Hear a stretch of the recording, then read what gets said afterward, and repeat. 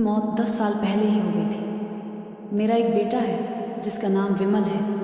1 साल पहले ही उसकी शादी लता नाम की लड़की से हुई थी। लता दिखने में बहुत सुंदर और आकर्षक थी। लता विमल का खूब ख्याल रखती थी, पर मेरे लिए उसका व्यवहार थोड़ा अजीब सा रहता था।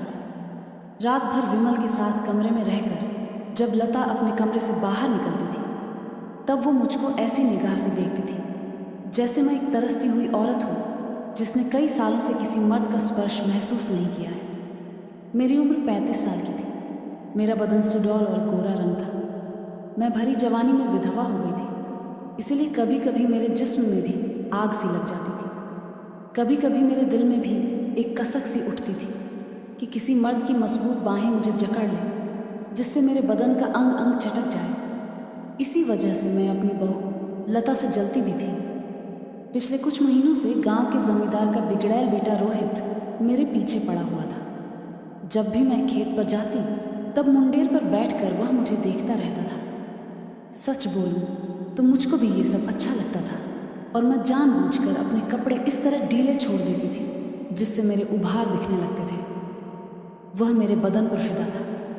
मुझे भी उसको देखना अच्छा लगता था, लेकिन गांव और समाज की लाज के चलते मैं उसे अनदेखा करती रहती थी। पर रोहित को दीवाना करने के लिए इतना ही काफ़ी था। मैं जानती थी कि रोहित मेरे जिस्म से खेलना चाहता है। मन मेरा भी होता था, लेकिन समाज के डर से मैं अपनी इच्छा दबाकर रख देती थी। एक दिन शाम का समय था और हल्की बारिश शुरू हो गई थी। मैं सोच रही थी कि ज़मींदार के खेत की बई पूरी करके ही मैं घर जाऊं। मुझे रोहित का इंतज़ार तो था ही। रोहित भी ऐसे ही मौके के इंतज़ार में था।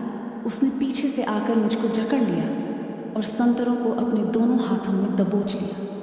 मैं कसमसाई और मैंने चिल्लाने की भी कोशिश की, लेकिन फिर मेरा बदन जो लंबे समय से इस जकड़न का इंतज़ार कर रहा था, वो निढाल हो गया। मुझे रोहित की बाहों में एक अलग नशा हो रहा था। रोहित के छूने से मैं मदहोश होने लगी। वह मुझको अपनी बाहों में भरकर मेरे पूरे बदन को चूमने लगा और मेरे जिस्म से खेलने लगा।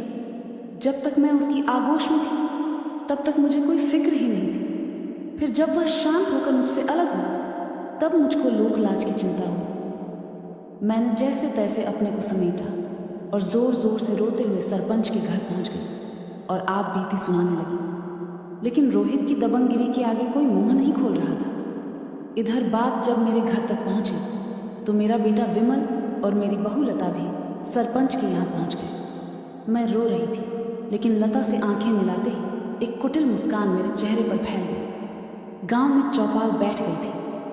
सरपंच और 3 पंच इकट्ठा हो गए थे। एक तरफ मैं खड़ी थी तो दूसरी तरफ रोहित था। गांव के और भी लोग वहां मौजूद थे। गांव के एक बुजुर्ग ने बात को आगे बढ़ाते हुए कहा, जो हुआ सो हुआ। अब ममता जो बोलेगी वही सबको मंजूर होगा।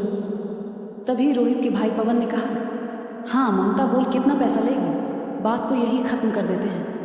पैसे की बात सुनते ही मेरी बहू लता खुश हो गई कि सास 1-2 लाख रुपए मांग ले तो घर की गरीबी दूर हो जाए। लेकिन मैं बिना कुछ बोले रोते ही जा रही थी। जब सबने जोर दिया, तब मैंने कहा, मेरी समझ में सरपंच जी रोहित का जल्दी से ब्याह रचा दिया जाए, जिससे यह इधर उधर मुंह मारना बंद कर दे। मेरी बात पर सहमत तो सभी थे, पर रोहित की हरकतों और बदनामी को देखते हुए भला कौन इसे अपनी बेटी देगा। एक भले घर की बेटी रोहित से शादी क्यों करेगी। इस बात पर सरपंच भी चुप हो गए। रोहित अब 40 साल के आसपास हो चला था, इसीलिए वो भी चाहता था कि घर वाली मिल जाए तो जिंदगी सुकून से कट जाए। महेश ने कहा, ममता तुम्हारी बात सही है, लेकिन इसे कौन देगा अपनी बेटी। कांटा फंसता जा रहा था और चौपाल किसी नतीजे पर नहीं पहुंच रही थी।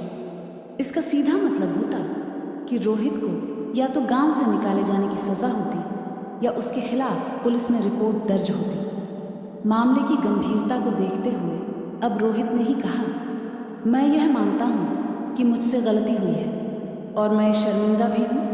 अगर ममता चाहे तो मैं उससे ब्याह रचाने को तैयार हूं। मुझको तो मनमांगी मुराद मिल गई थी। लेकिन तभी बहू लता ने कहा, सरपंच जी, ये कैसे हो सकता है।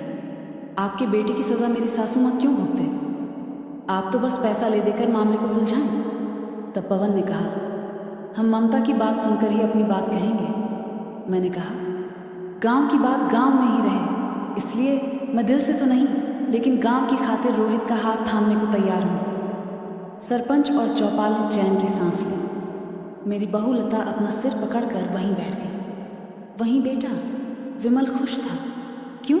कि उसकी माँ को सहारा मिल गया था। अब माँ का अकेलापन दूर हो जाएगा।